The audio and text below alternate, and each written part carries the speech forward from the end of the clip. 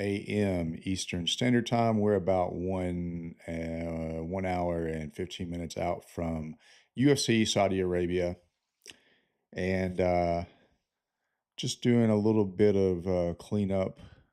Got a busy day planned, and I'm going to try to fit in watching some of the fights during this time. But yeah, I just wanted to come on and hang out for a few minutes.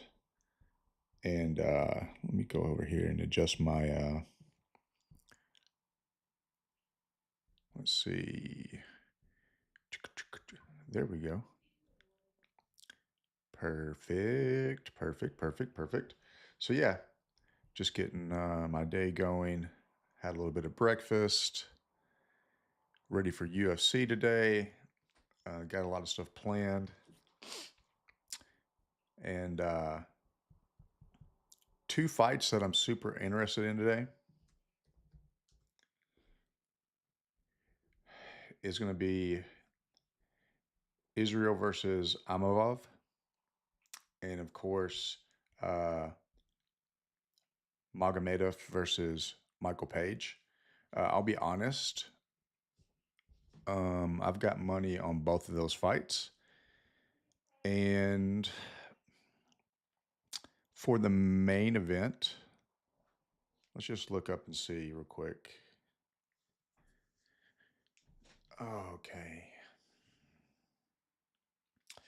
Trying to see who I got on the main event. I'm pretty sure I've kind of bounced back and forth on this one because I think Israel has the potential that he could win this fight, but he's kind of a question mark at this point.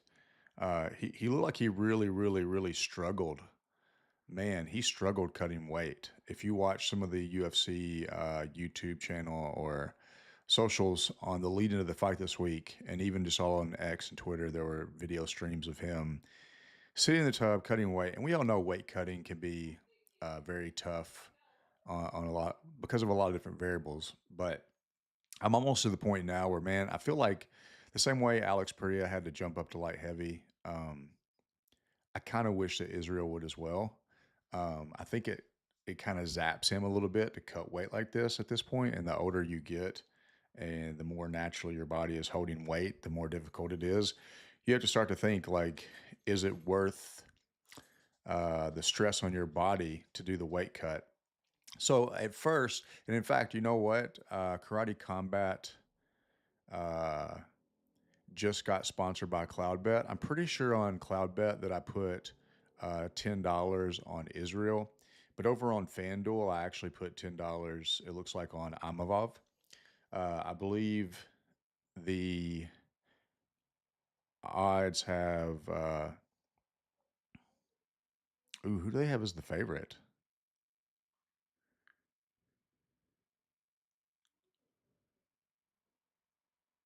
Nonetheless, I have money on Amavov. Uh, as far as the second fight with Magomedov and Michael Page. Michael Page, I believe, is the underdog on that one. I threw $10 on him. Um, Michael Page has surprised everyone every fight so far in the UFC, coming in from Bellator and having such a crazy career outside of the UFC. A lot of people thought he was coming there to like get some quick bags of money on his last two or three fights, and here he is.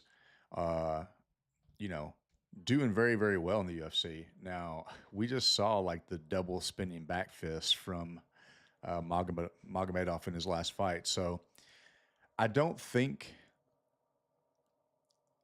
Michael Page should win this fight, but part of me, man, I don't know what it is. I just don't see. I don't think you can count him out. Like people are saying this is a stepping stone fight for Magomedov, and I get why they're saying that.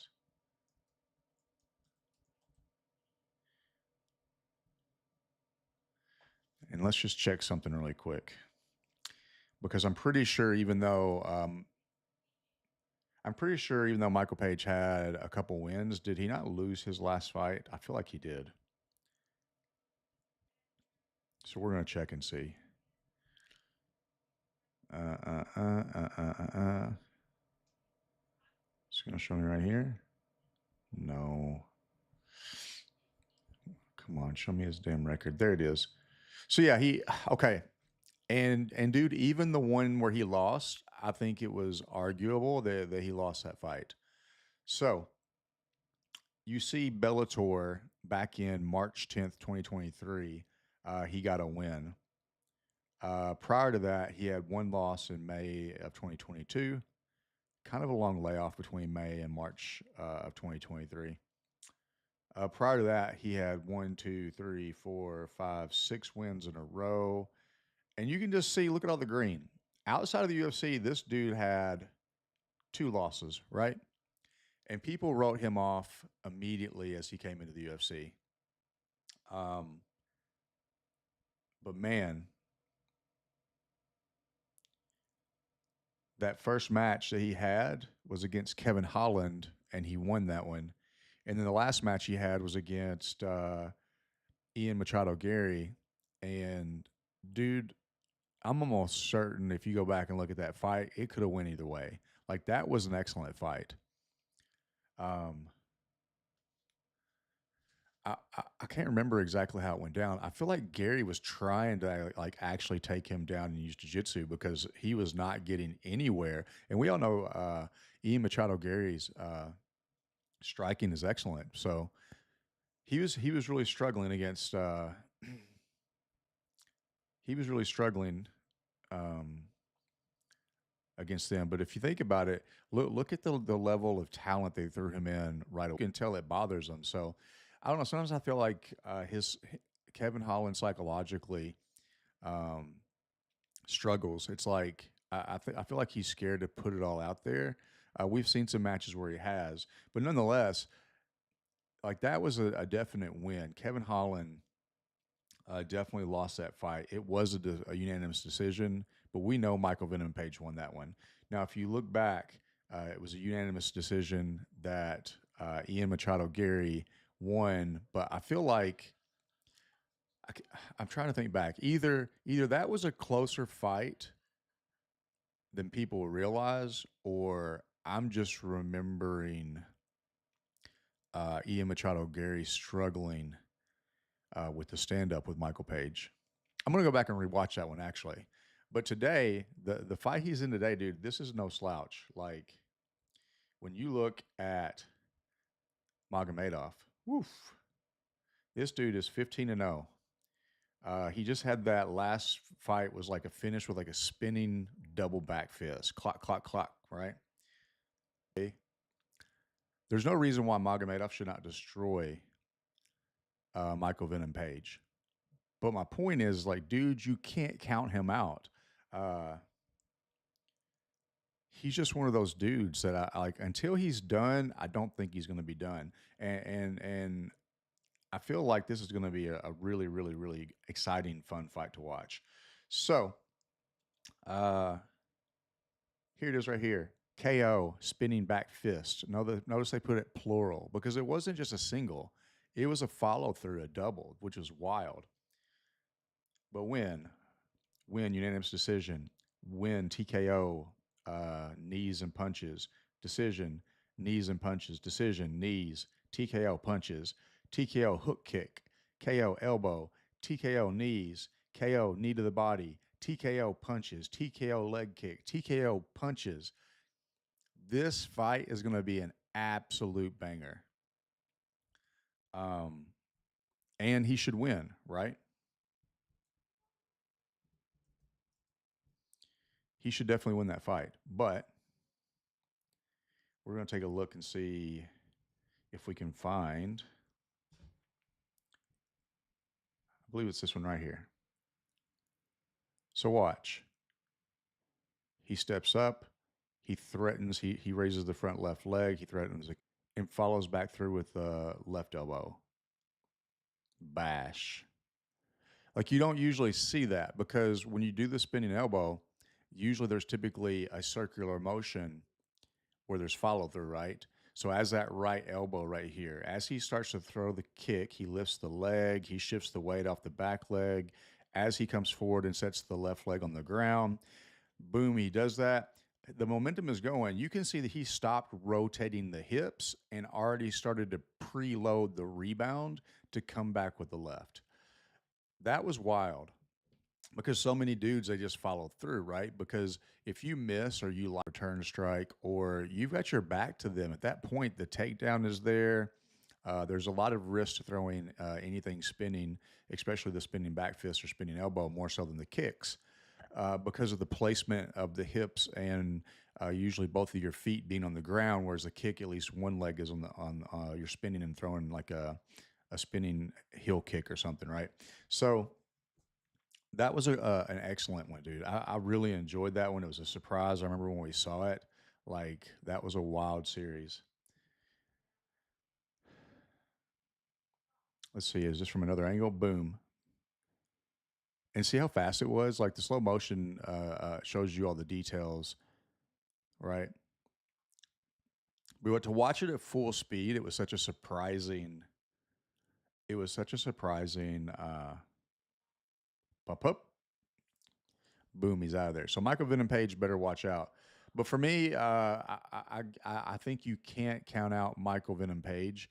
And if anyone were to surprise upset this dude, I feel like Michael Page could do it. He has a lot more length, a long body, and I really wonder if this is going to force Magomedov to pull out the grappling in order to secure this W. Honestly.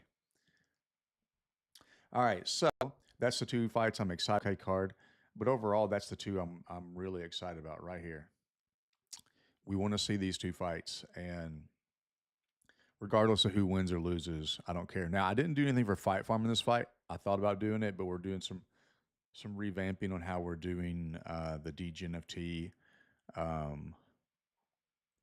DGNFT matches. It's going to be more when you will go ways that we generate the revenue to pay you out for a win. So I did want to talk a little bit about Fight Farm. We have. Let me get off of the jewel here. I was making a video yesterday, and it'll be the last Fight Farm NFT for the jewel, and excited to type in a question. I'm going to hit refresh real quick, make sure I'm not missing anything. And if you're over on YouTube, feel free to leave something in the chat as well. Yeah, if you guys have questions about Fight Farm or the fights today, hit me up.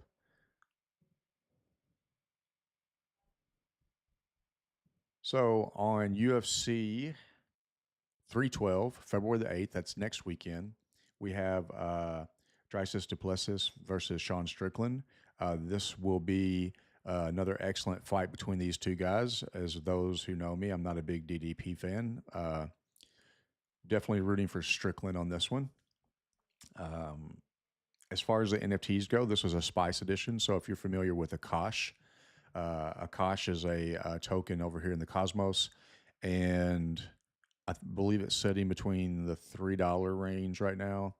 People are calling for it to do very well. So it's a cloud computing token, and it's had a high of like $5 or so, and it's pretty popular because of the whole DPN, decentralized physical infrastructure play, the whole AI play. They're going to have a few things coming up on Akash as far as like they've already got a Akash chat where you can do an AI implement that's associated with the Akash blockchain and community, and we got some pretty cool NFTs. So this is for Hard Knocks, which is pegged to DDP, and you can see the details here. Pretty cool. Follow at Goldilocks. It's GODILOCKS. He's the one that helped me with the Spice meme backgrounds on these. Give him a follow. Of course, you can see the nice little "The Spice Must Flow" right up here on the right-hand side. Pyramids. But this is Hard Knocks. Got the Akash logo and a spicy little pepper up on the left. Of course, Sean Strickland. And this is the Cook NFT that we have in the series. So if you're collecting, so that you can remember, guys, when you play Fight Farm and you collect our NFTs, the whole idea is you're trying to get at least one NFT per fight. Every fight, there could be different collaborations. There's different artwork. The whole idea is like it's like collecting a collectible a trading card or a sports memorabilia card. You're trying to get at least one of every version because eventually, when these guys retire, or if they leave the UFC to go to another organization, once they leave the UFC, they're no longer eligible to pay you out from the rewards pool based on the outcome of their fights if they win. So this is a V3. You can see the version numbers right there. And a lot of times in the title, it'll say V3, V. Now, the V1s, we never put V1. If you don't see a version number, the assumption is that it's the first version, the first time that that fighter's had an NFT in our collection. And as you can see, the first two are like the regular editions, meaning that if you mint one for like the cheapest price, the $5 price, it'll be everyone gets this one. Same for Strickland. If you mint one for that cheapest price, everyone gets this one. But we do have the one-of-ones where the only version of this one with DDP holding a championship belt. But Hard Knocks with a championship belt here. That one is the V3.5. The .5 signifies that this is either a special edition or a limited edition of some sort, usually a one-of-one, or it's limited to 3 or limited to 5. That's when you'll see the .5. Every now and then, if we do certain collabs back in the old days, you could see, like, say, if we this one for Hard Knocks, you get that one NFT, but then what we do is we will usually airdrop you the regular edition for the opponent plus the regular edition for the same fighter. Getting a 3-for-1 as far as the NFT value goes, and you're hedging your outcome on the fight, because if you buy then you get paid 2 shares of the rewards pool. But should you lose and the cook wins, you still get paid 1 share. And remember, this is for this one fight. So when you see like V4, if we go and we look over here and we go to not listed and I type in the cook, remember all these previous versions will earn you from the rewards pool too. We mint a new NFT every fight. So these are all the ones that we just sold for this current fight, right? You can see this one here, the Cook 1. Now you'll notice this is a V0.5 and it's the Anarchy edition. Now, V1, V1.5, V2, V2.5, V3, all the numbered version numbers are eligible to be burnt to mint a legend. So like, let's say Sean Strickland retires after this fight and you have V1, V2, V3, V4. If you have at least one of every version, you can burn those, which reduces the supply, and mint a legend, and then use the legend to steal rewards from other players. But if you ever see V0.5, now this is a one-of-one, and this was the Anarchy edition. This one's not meant to be used for legend gameplay, meaning this is like a collector's edition. It's a 0.5, and we won't allow, but they're not meant to be destroyed. They're meant to be like kind of the more creative side.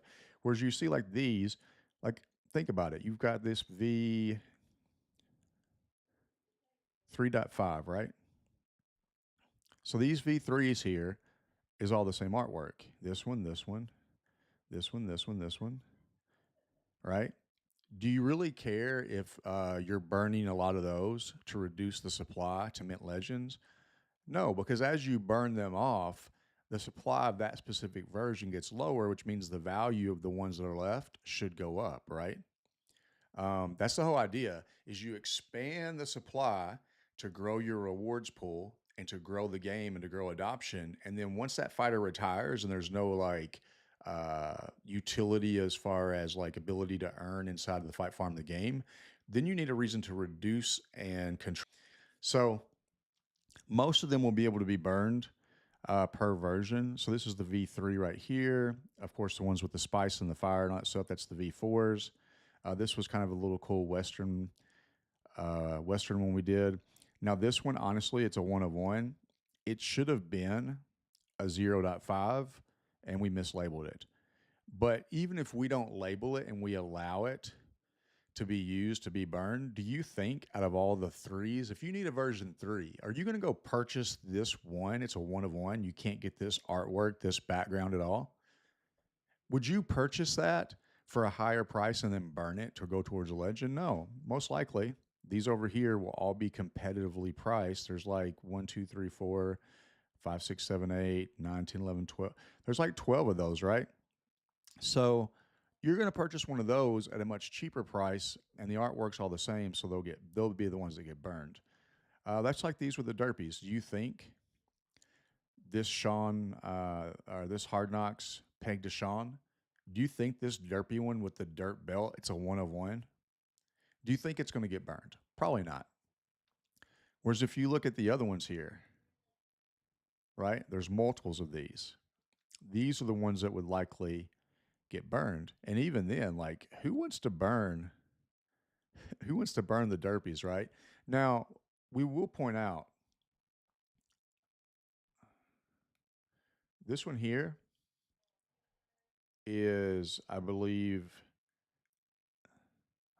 this one is the actual PNG. No, this one's the video. So there are one of ones, but one's a PNG and one's a video. So we had two. Either way, they're not going to get burned because it's going to be the only ones, right? And this was the Fight Farm song that we had. But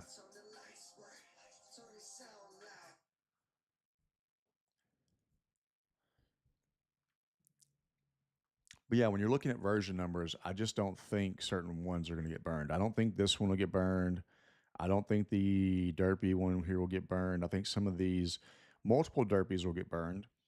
You had a couple of these Pixel Wizards versions that were special for Pixel Warriors, and some of those might get burned. Here's back on the V2s right here. Some of these would get burned. This Spitter one here with the Spitfire logo is probably not going to get burned. And then if you go all the way back to the V1, you got 1, 2, 3, 4, 5. And then let's go over here to collect now. Do we have any of the Cook listed? Because there may only be 6. Sean Strickland, the Cook, may be the most minimal version number of the entire Fight Farm collection. So if you have a version 1 of Sean Strickland's The Cook pegged NFT, woof.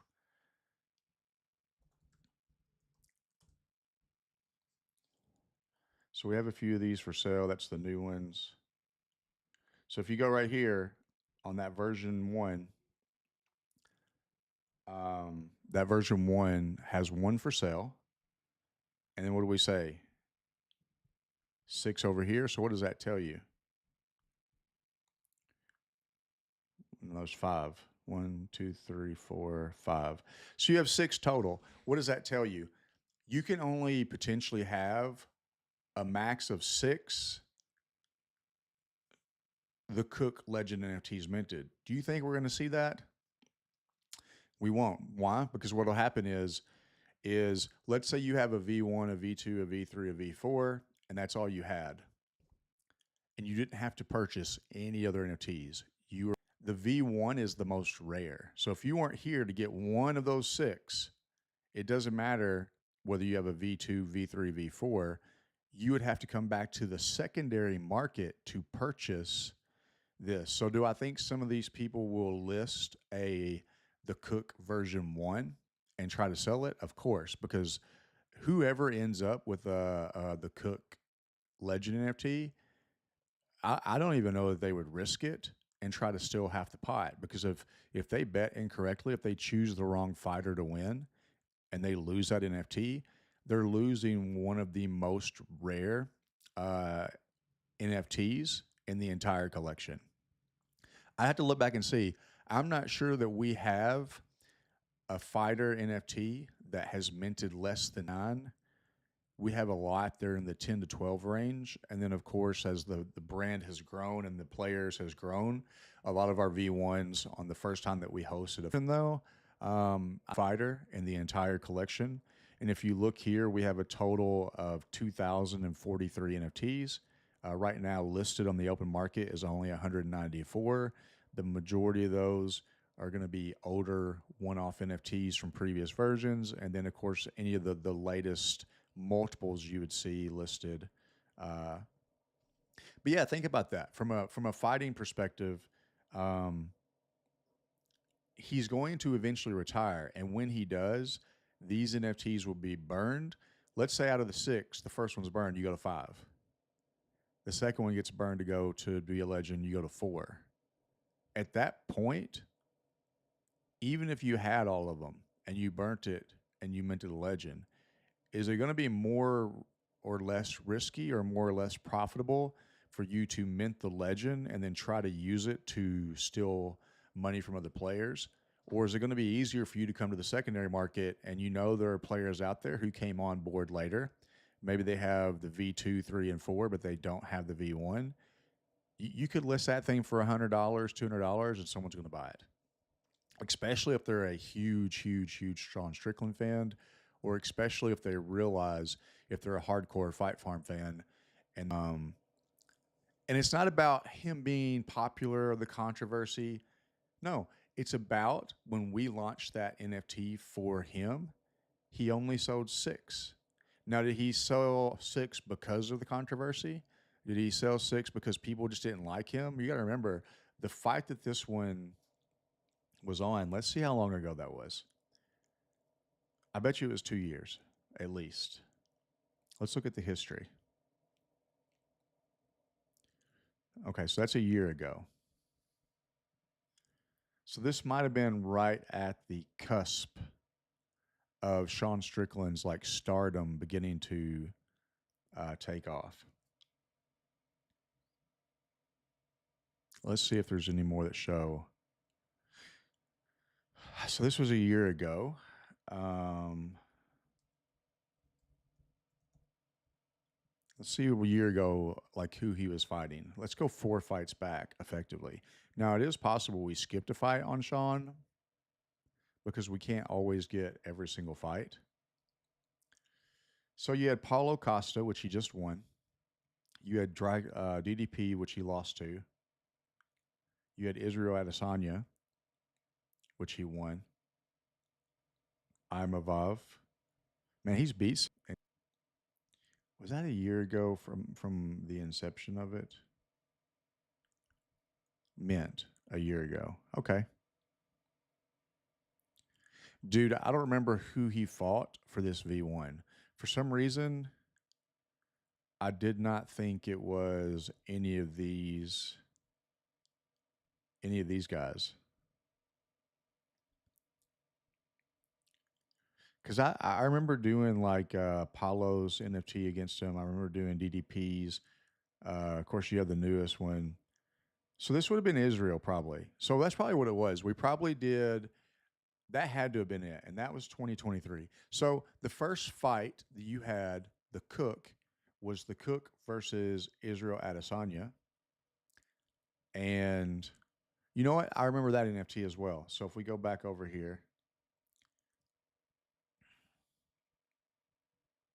and let me find the one that was for Israel, because I'm curious how many, if the Cook only sold six total, how many did Israel sell for that fight? And Israel's NFT these peg to on the game is Styles. So actually, let me go to not listed, and let me type in Styles.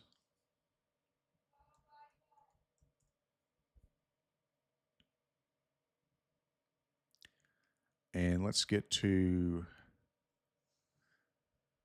I'm going to check the chat really quick, and I'm going to scroll all the way back.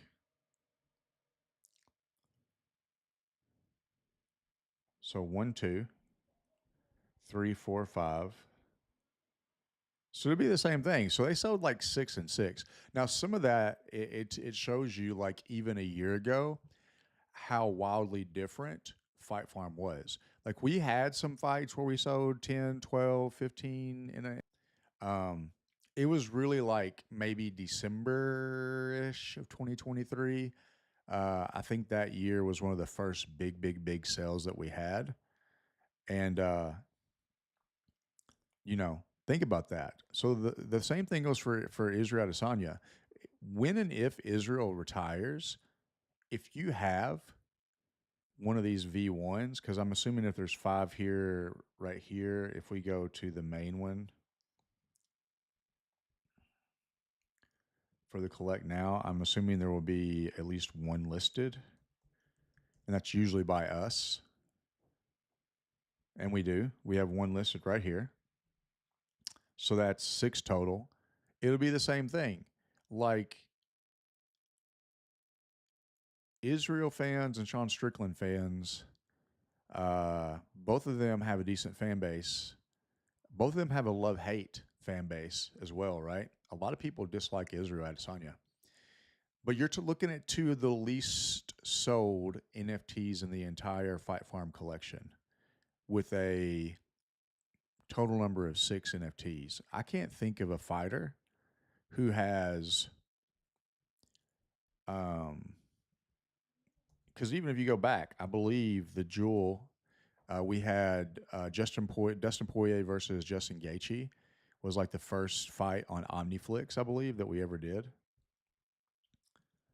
And if you go back and look at that one, I'm pretty sure both of those fighters outsold uh, Sean Strick fighter sold the pegged NFT for Gaethje on that one. But I'm assuming it's probably going to be probably between 9 and 12. I'm guessing. I'd have to go back and check. But if you think about it, we came out the gate and something caused that particular fight between Israel and Sean Strickland to not sell. And it could just be that, hey, man, to some people, both of them are very dislikable guys, right? So something else I wanted to point out, and I was looking at these yesterday. For those that know Mr. Minded, he's a artist that was on Hedera. He's an artist that was on with the Snails and with the Sturdy Steers over on Stargaze. He had some collections over on Secret Network. And of course, he definitely had some here on Fight Farm. And I was showing some people over at Karate Combat these cool NFTs that we had. Because as we move over and get into like the official licensing and get that deal worked out so we can actually have like Karate Combat logos, like we've always had to be in a gray area where we don't use fighters' names, we don't use their nicknames, we don't use their exact pictures. We have like very muddy character models where sometimes you can't really tell who the fighter is, and that's by design because we're trying to have a fighter based NFT collection, but we don't want to necessarily steal the fighter's picture. Like, obviously, if you buy a Sean Strickland pegged NFT, the dude's going to be white. And obviously, if you buy Israel, the dude's going to be black. But you probably can't look at any of these particular. If I threw like all the black fighters out and I threw all the white fighters out and all the Hispanic fighters out, if you did that, would you be able to pick every single one of them out? If I put the female fighters out, are you going to know which one is Ronda Rousey, or are you going to know which one is, whoever that particular fighter is? My guess is no, at least not a high percentage of accuracy, because by design, we kind of like kept them very muddy. And as you zoom in, you can really see, like with the cell shading and the art style, it's super muddy, right? And even between like the individual characters, like if you hold up four pictures of Conor McGregor, you're going to be able to tell that that's Conor McGregor in every picture. If I had four Fight Farm NFTs that were pegged to Conor McGregor, each one the artwork would be slightly different because they're not picture quality, like they're not intended to be. Even with like uh let's use the Jewel as an example because we have his version 4 coming up, right? Um, if you look at the jewel, similar, right? But the hair is slightly different. The tattoos and the cell shading are never exactly the same between the models. And some people would say that he don't look like Dustin Poirier at all. This one, same thing. You see some like cell shading, the face, but I don't know, and especially this first one. I don't know if I held those up and put a picture of Dustin Poirier beside him, how many people would say, yeah, they look alike. My guess is that would be a very, very low percentage. So in my mind, I'm like, okay, I've accomplished the go. Like I have the Jewel NFT, I have a fighter. There are some similar qualities, meaning sometimes there's a short shaved head, sometimes there's some hair. It definitely has tattoos on there, even though the tattoos are not specific and definitely not correct. Definitely a white guy. Um, Maybe you can't tell exactly where he's from, but that was the intention with the Fight Farm, right? We had to give you a generic enough fighter that I could avoid copyright and being sued. Because eventually the goal is to go to UFC and say, hey, let's work with you, let's get licensing done. But a licensing deal for NFTs for the UFC is going to cost a lot of money because I believe not only do you have to give up a guaranteed percentage, but you have to kind of project your sales. I can't project anything on Fight Farm right now. We're so small and so new that, dude, I couldn't tell you what we're gonna do.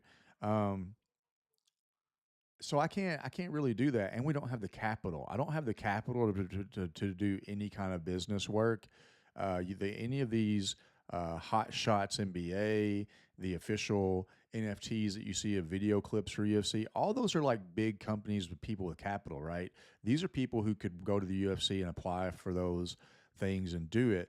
Whereas us, we're not big enough to do that yet. The go would be to eventually to get to where we can do that. So for now, I've had to keep them intentionally generic, and it's worked for now. And it allows us to explore the idea of the game and create the rules and test out all the theories. But eventually, you want to do that. The exciting thing about karate combat, though, is, and we won't use these two because, and let me preface this, guys. If you look at the models over here for UFC, we always liked the way these turned out. Um, are all of them perfect? No, because when you're using the tool sets that we're using to create these NFTs, you can't always get it 100% how you'd like to do it unless you do a lot of heavy editing, which I'm a one man show. I don't have time. I can only do what I can do. My goal is to get you the product so that you can have the game and be interactive with the fight. But that doesn't always mean that I have, like, if this was my full time job and we had a full time staff, of course, this could be, we could make these look a million times better. But for now, it's like a proof of concept, right? So you get out what you can get out and what you can do.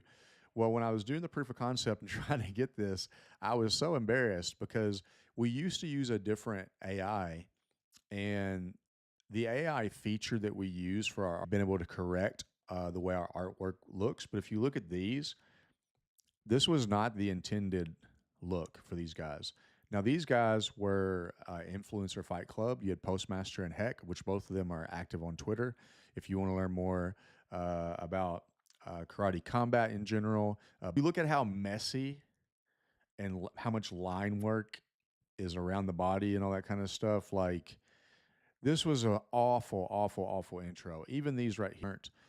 We were just trying to do like to see if any karate combat people would be interested.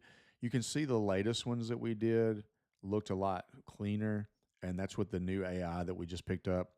Um, but then when you get to see how much cleaner this one is, I love how we actually got the karate combat gloves because it took me a long time to get really good prompting to get MMA gloves to come out properly and not totally mangle the fingers. And it's still not perfect, uh, but it's something I've had to work on because I do all of the uh, creation of all the work for the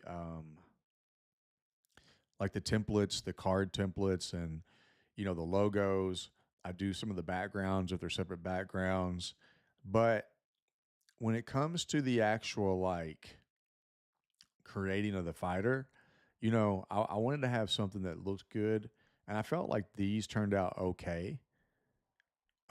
These were the ones that we gave away for free, so we did not sell these. If you watched, we did the live stream for Karate Combat 52 on OmniFlix TV. It was our first big live stream event on OmniFlix TV. We had a clean we needed to hear, and leading into that, we had an advertising video on OmniFlix TV. And if you watch that video, it automatically gave you an NFT. And then if you burnt that NFT, it would let you mint. Now, we had a max possibility of 50 NFTs for either fighter. And I believe we minted like 29 of the crown and like 32 of the hunter. So even out of the max 50, we didn't even get all of them burnt to claim their actual fighter NFT. But this proof of concept is something I can take to Karate Combat and say, well, here's what we got. Of course, they'll probably offer me some additional help with some better graphics and some things I can throw on there to make it look much better as far as the Karate Combat branding, the logos. We will probably keep, like, I don't necessarily want picture quality. Um, like picture quality. I like our art style being very much like this.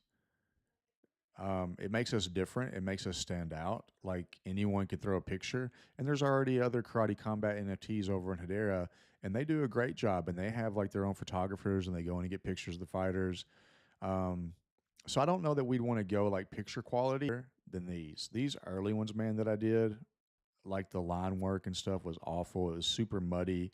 I thought this one kind of turned out cool looking, but it was still more choppy and gritty than what I wanted. This one was probably, these two were probably the best ones that turned out. I did not like the dude down here in all white, or like this kind of like washed out. I could not get any good images of this dude. And I think I'm trying to remember who won the fight. I feel like this dude may have won the fight.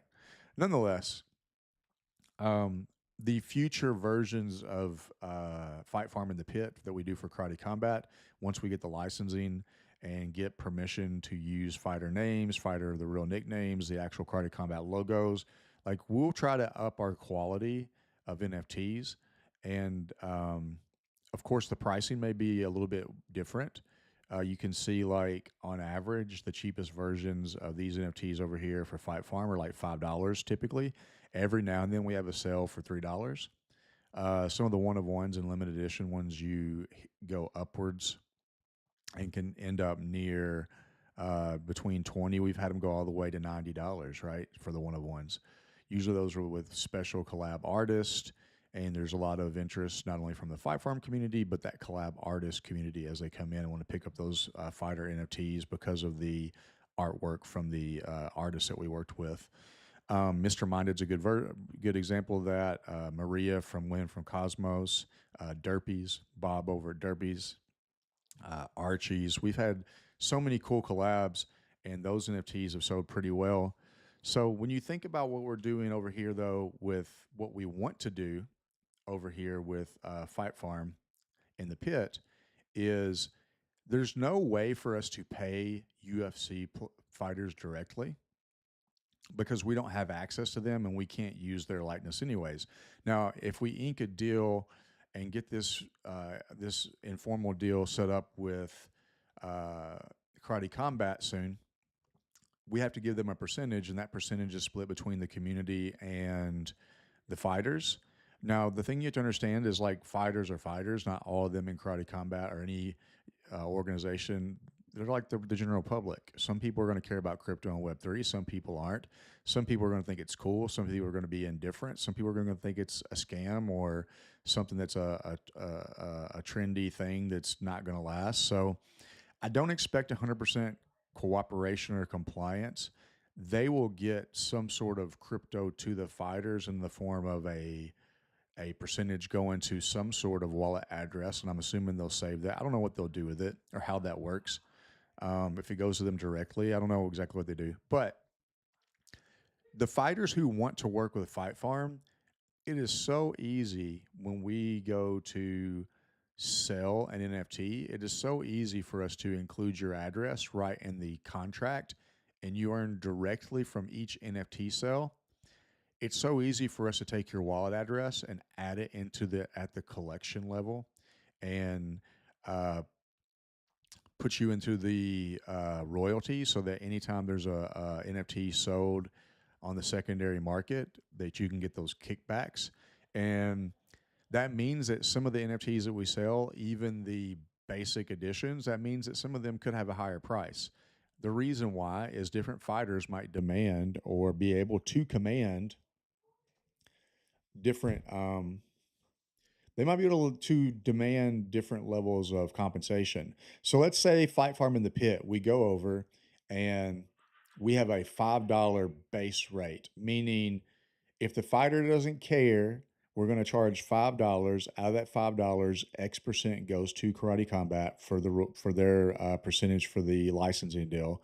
A percentage of every sale will go to the treasury so that we can use the treasury to generate rewards to pay out the players based on the fight wins from those fighters. And then, of course, you have to have some that goes to our profit, right? Because we need to make money in order to keep doing this. If I want to pay a fighter, I would probably up the price. Now, if you look at what we did for In the Pit,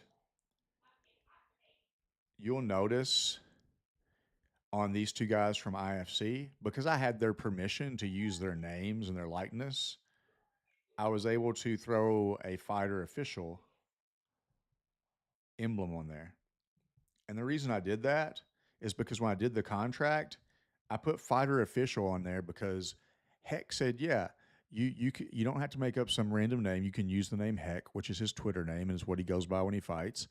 Postmaster, which is Kyle, he said you can use my name, and both of them said uh, they wanted to cooperate with this NFT drop. So what I did is every NFT that sold. Now that doesn't mean if we donate NFTs or use some for promo or some that go to the development team, all that kind of stuff, those obviously don't count. But anything that we sold on the marketplace leading into the fight, they got a cut.